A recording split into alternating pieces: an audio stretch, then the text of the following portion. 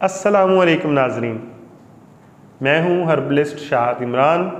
हाज़िर हूं आपकी खिदमत में एक नए नुस्खे के साथ। आज हम बात करेंगे पित्ते की पत्थरी के बारे में।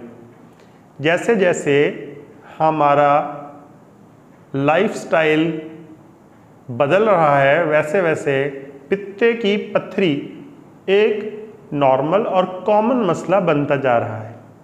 ज़्यादा ठंडी और बादी अशिया का इस्तेमाल, दही का ज़्यादा इस्तेमाल, सफ़ेद चनों का ज़्यादा इस्तेमाल, कोल्ड ड्रिंक्स, मिठाइयाँ, बेकरी आइटम्स, इनका ज़्यादा इस्तेमाल करने से पित्ते की पत्थरी के मरीज़ बढ़ जाते हैं और दिन ब दिन इनकी बहुत ज़्यादा इनकी तादाद में इजाफ़ा हो रहा है।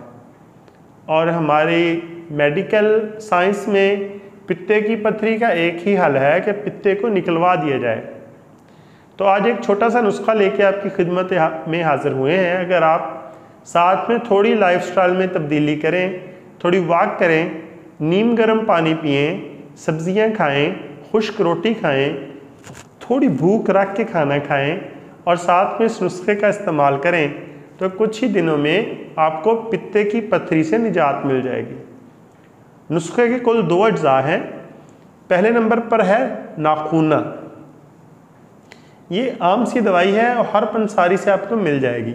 और दूसरे नंबर पर कलवंजी।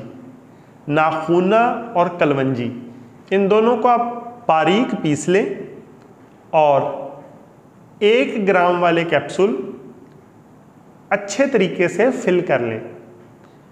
इसका तरीका इस्तेमाल ये है कि दही वाली लस्सी के साथ आप 1 कैप्सूल सुबह खाने से 1 घंटा पहले और 1 कैप्सूल शाम को खाने से 1 घंटा पहले दही वाली लस्सी के साथ इस्तेमाल करेंगे। इंशाल्लाह कुछ ही अरसे में आपको पित्ते की पत्थरी से निजात मिल जाएगी।